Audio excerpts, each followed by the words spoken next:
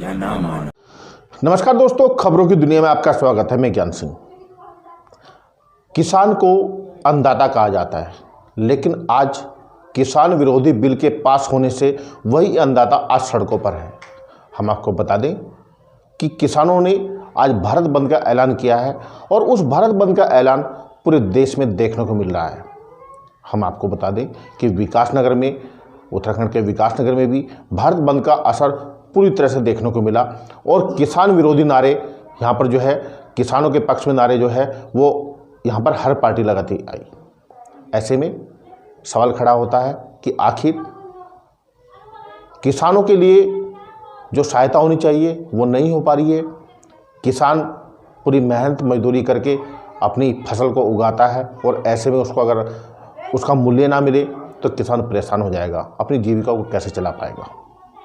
सबसे बड़ा सवाल यहाँ पर, जब हमने पूर्व मंत्री नवप्रभा जी से बात की, उन्होंने किसान विरोधी बिल को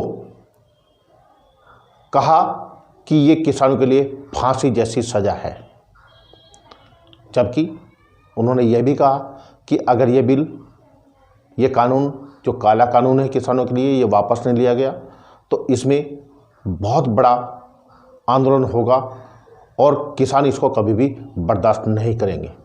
आइए देखते हैं ये खास खबर।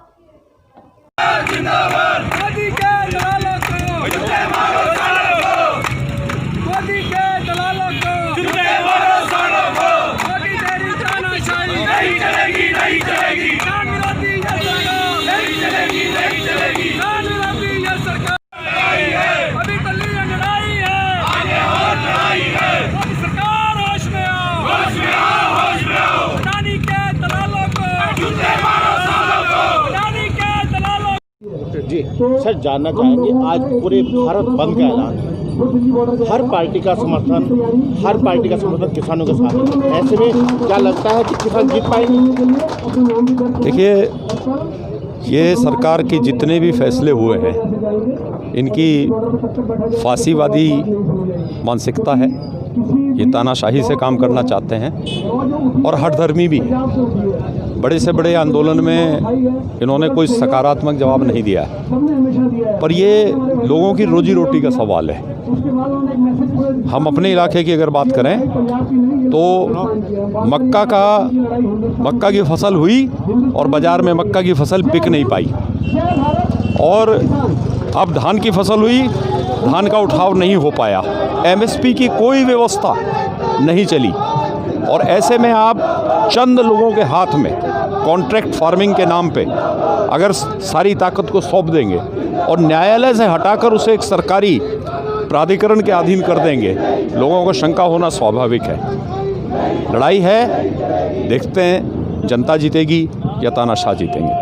आपने कहा कि फांसीवादी नीति है, तो ऐसे में किसान तो इधर है ना उधर है, किसान तो फंसा हुआ है बीच में, तो किसान के लिए क्या समाधान है? देखिए, किसान के लिए समाधान ये है कि उसे विश्वास में लिया जाए और जिस चीज़ को वो उचित समझता है उस चीज़ के व्यवस्था सरकार करे। ऐसे में आंदोलन तब भी हुए थे जब जीएसटी लागू हुआ था, आंदोलन तब भी हुए थे जब नोटबंदी हुई थी, लेकिन वो बिल्कुल जीरो हुए थे। तो ऐसे में क्या लगता है ये भी आंदोलन सफल हो पाएगा? देखिए, मैंने बिल्कुल स्पष्ट कहा, एक हठधर्मी सरकार है और जनता के हाथ में एक दिन ताकत आती है। जिस दिन वो ताकत आती है उस दिन किसी सरकार की हठधर्मिता नहीं चलती। तो क्या लगता है कि इस बार जो किसान आंदोलन है वो कहना कि तख्ता पलट के रखेगा? देखिए, लोगों को समझना पड़ेगा अपने अनुभव से, चाहे वो व्यापारी वर्ग हो, चाहे वो नौकरी करने वाले लोग हों, चाहे वो मजदूर हों, चाहे किसान, कि किसी भी वर्ग का भला इस सरकार के कार्यकाल में नहीं हो। भास्कर जी, आज पूरे भारत बंद का ऐलान किया है, तो ऐसे में क्या लगता है किसानों की समस्या सुलझ पाएगी? सरकार को किसानों की समस्या सुलझानी पड़ेगी। किसान भाई लाखों की संख्या में पंजाब से, हरियाणा, राजस्थान, यूपी से सड़कों के ऊपर है, दिल्ली पूरी घेरी हुई है। पहली बार ऐसा आंदोलन है कि जब इस आंदोलन का नेतृत्व खुद किसान कर रहा है, कोई राजनीतिक दल नेतृत्व नहीं कर। सरकार को मांग माननी पड़ेगी, बाध्य होना पड़ेगा मांग मानने के लिए। आंदोलन तो तब भी हुए थे जब जीएसटी लागू हुए थे, आंदोलन तब भी हुए थे जब नोटबंदी हुई थी, तो क्या वो नतीजा जीरो था? वो आंदोलन जो हुए थे उसमें डायरेक्ट देश की जनता शामिल नहीं थी। देश का व्यापारी जीएसटी विरोधी आंदोलन में डायरेक्ट शामिल नहीं था। इस आंदोलन का नेतृत्व तो खुद किसान कर रहा है। आपने देखा उनके मंच पे कोई नेता है नहीं है। नेताओं को कह दिया आप समर्थन करना चाहें तो पीछे से हमारा समर्थन कीजिए। तो आज जितने राजनीतिक दल हैं सिर्फ भाजपा को छोड़ के बाकी सब किसानों के आंदोलन का समर्थन कर रहे हैं। आंदोलन का नेतृत्व खुद किसान कर रहा है। और आपने देखा होगा किसानों हम अपने घर से लाया दाल और चावल खाएंगे, ये समर्पण है हमारे किसान यूनियन के नेताओं का, और इसलिए आंदोलन जीतेंगे। क्या लगता है कि सरकार की हठधर्मी है और सब उनका जो है एक तुगलकी फरमान है? बिल्कुल तुगलकी फरमान है। अरे जो चीज़ हमने मांगी ही नहीं, हमने कहा हमें किसी कोई कानून दो, नहीं कहा ना।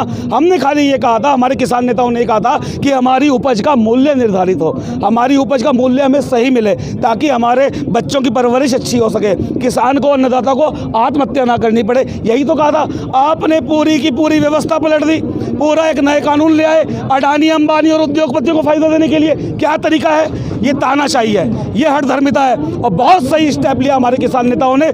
2 महीने से हमारे किसान भाई पंजाब हरियाणा के अंदर रेल की पटरियों पर बैठे हुए थे, तब किसानों की नहीं सुनी। क्या लगता है कि वो दिन आ गया जब सरकार को पलटने का वक्त आ गया है? सरकार या तो सरकार का ये कानून वापस होगा, नहीं तो किसान भाई हमारे इतने जानदार तो हैं कि सरकार पलट देंगे, इसमें कोई शक नहीं है।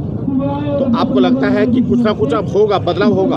बदलाव हम तो कुछ मांग ही नहीं रहे, हमारे किसान भाई कुछ मांग ही नहीं रहे। हम तो कह रहे कि आपने तानाशाही से जो 3 कानून किसानों के ऊपर थोपे हैं उन कानूनों को वापस ले ले। और हम क्या चाह रहे? आप कानून वापस लो, मामला खत्म, आंदोलन खत्म। खाली हमें एमएसपी चाहिए। हमारे लिए किसान भाई सिर्फ एक मांग कर रहे हैं कि एमएसपी निर्धारित हो, और एमएसपी से कम यदि कोई व्यापारी, यदि कोई पूंजीपति खरीदता है तो उसके खिलाफ कानूनी कार्रवाई हो। यही हमारी मांग है। पुराने कानून वापस हो, जो आप नए कानून लागू करें, और तो कोई मांग ही नहीं है।